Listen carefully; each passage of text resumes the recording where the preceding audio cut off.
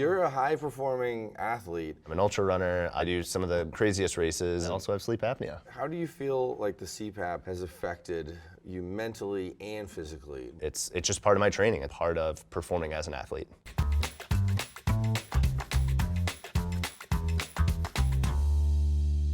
Welcome to In Bed with Pete Lee. I'm a stand-up comedian and I also have sleep apnea. With me today, I have Rob Perez. Rob, tell me a little bit about yourself.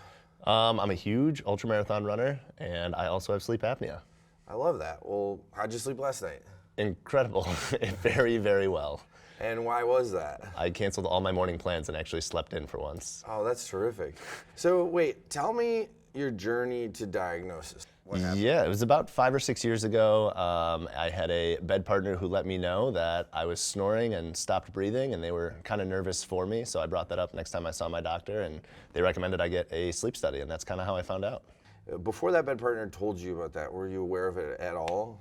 I guess I didn't really know what a good night's sleep was until I finally, failed my sleep study. And then when I was prescribed my CPAP and had my first night actually on it, or first couple nights on it, I kind of felt what a good night feels like. So I guess now I can say yes, it was not good sleep back then. That's the same with me. I had no idea. I just thought that feeling awful was baseline for me. It just kind of grouchy. I didn't realize that that was all sleep apnea. And I was former military, so I slept through everything all the time, so I didn't think I had an issue with sleep again until I had finally some good sleep, quality sleep. Have you ever slept in a helicopter? I have not. I was a submariner, so hopefully there were no helicopters Oh, involved. you're in a submarine? Yeah. Oh, the dolphins and sharks were like, oh, this guy's snoring. Yeah, they can hear it. Yeah, they really can? Yeah. I can't answer that. Oh, I don't know. Yeah. All right. You're like, I can't answer that because I'm not a dolphin. So how did you feel when you were diagnosed? Yeah, getting told, I was, 27 at the time, getting told, here's this thing you need at night, and it has to be on your nightstand, and it's got this hose and connects to your face, and you breathe through it. That was an experience in itself. But after a couple weeks of the adjustment period and getting used to it and actually getting quality sleep, I was like, okay, maybe this isn't so bad, and ended up enjoying it. But the adjustment period was, like I said, a little over a week, and then it just kind of turns into a white noise machine for my bed partner and a breathing machine for me. You and I both got diagnosed at a younger age. I was 31, you were 27. Was it jarring at all? Like, you've been so cool about sharing how you felt about it. It also seems like you just adapted to it and adjusted to it. Like, was there any resistance mentally to, whoa, I have this thing? Like, how did that feel? Yeah, I mean, you mentioned, I'm an ultra runner. I do some of the craziest races and athletics and run across deserts and run all over the world. And that is the last person I would probably think has sleep apnea. Yeah. And then to find out that I have that has been, it was a change when it happened, but now I think it's so normal in my book that if I have a friend that is maybe performing at the same level or even higher, I don't care if you're an Olympian, doesn't mean you can't have sleep apnea. And before you got CPAP, did you know what one was? Not really. I knew like friends' dads and grandparents and stuff that had them, but I did not know any of my friends that had it, which is part of the reason I thought it was interesting that, again, as a 27-year-old, I was told I needed one, but it worked out in the end. No one else that I knew had one, and then now it's a thing where after my shows, people will walk up and they're all young. I do shows at colleges, and there will be young college men and women that come up and they go, hey, I have a CPAP machine. Mm-hmm. And I'm like, I'm glad people are getting checked out earlier. Yeah. Do you ever wish that you would have gotten checked out earlier? I wish I would have, and I do have a lot of people that have messaged me through various forms of social media and mentioned that they're surprised that I have sleep apnea, but it has encouraged them to get checked out earlier and do something at our age versus much later on in life. So yeah, I think I had it in high school, and I was a pretty good athlete, and I think I could have gone to state. And it bothers me. That made the difference? Yeah, I think it would have made the difference. So do you feel like your ultra marathon background prepared you to be less jarred when you found out something surprising like that? I think, you get a lot of stuff thrown at you. Mm-hmm. Mid-race, you kind of got to be prepared for anything. So being prescribed a CPAP wasn't the craziest thing that I was told to ever do, but it was something that, again, took a little modification to get used to. And then now that I have it, it's just part of my training. It's part of recovery. It's part of performing as an athlete. Yeah. And you said that you were in a submarine. I was. All right. So I guess if your brain could get used to the idea, I'm in a submarine, Yeah.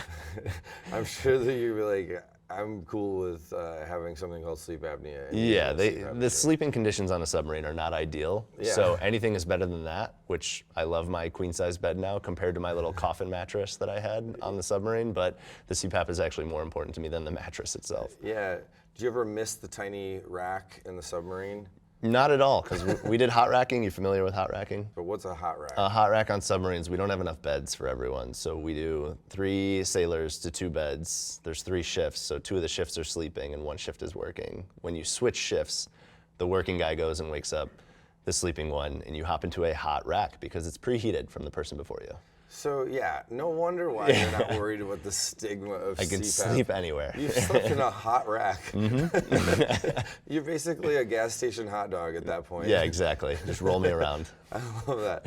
Well, you seem like you already have a lot of confidence around your CPAP. Or do you have any advice for other people of how they could feel more comfortable with it? Treat it like it's Yeah. just something you need. Oh, I love that. So I was a cross-country runner, triathlete, marathon runner. Really? Now I'm an 11-minute miler, and I'm in the Clydesdale division.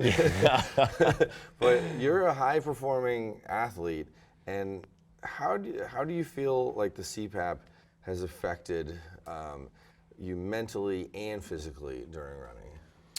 It's kind of I'll consider it like a form of insurance. It's nice knowing that I have it. I do travel with it when I travel for races and things like that. So I make sure to bring it because I know race day is the big day. So that's the best time to have your best night's sleep, or even that week leading up to it. I make sure wherever I am, I have a CPAP with me. Yeah, they always say also nothing new on race day. So if you're using it Yes. Every other day, you'd want to use it on race day or race night. Yeah. That's interesting. You mentioned when we were just hanging out that you did a race in the middle of nowhere. Mm-hmm. But you just said a sentence that blew my mind. You're like, so you sleep in the middle of the race? And you said something, you said that like it's so normal. It's a multi-day race. That's what you not do. a normal thing. Yeah. That's wild. How long does it take you to wind down in the middle of a race to sleep? Or are you sleeping, are you running for so long that you're just ready to sleep? Yes, I pass out immediately. The second I hopped in the sleeping bag, I was out. Have you ever considered not running that long? Yeah. It's been offered to me, but I usually turn it down. And what's the longest run or race that you've ever done? The total was about 300 miles, but it broke down in about 90-mile days back to back. 90-mile days. All right, yeah, you really do need. Yeah, you really I love do a good need- night's rest. Yeah, you know, it's kind of a good litmus test, and I want to ask you if you feel the same way. So like a gal finally gets to the point in your life where she gets to be a bed partner. I would say that if they don't like the CPAP machine, that's a huge red flag. Totally. And you know, kick rocks, get out of here. Yeah, I mean, if they needed something that they depended on, whether it was like medication or something, I would obviously support them in that. So I hope a CPAP would be kind of the same feeling for them. People with CPAPs are like really cool, and and if you're gonna be stuck up, you don't get to be with us. Yeah. Yeah. So I wanna call out that we created something called CPAP baddies. So a CPAP baddie, I'll just define it. Anyone who has sleep apnea, anyone who is a friend or family member, anyone who basically is just supportive of somebody with CPAP is a CPAP baddie. Are you a CPAP baddie?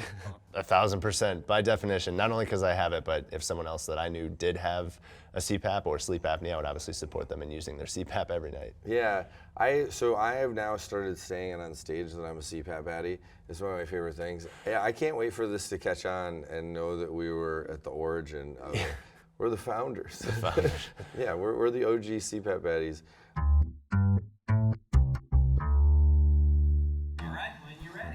I think you made me feel better about being a CPAP baddie because you look like Superman. Thank you. I look like Superman if maybe he had a peanut allergy and he loved M&Ms.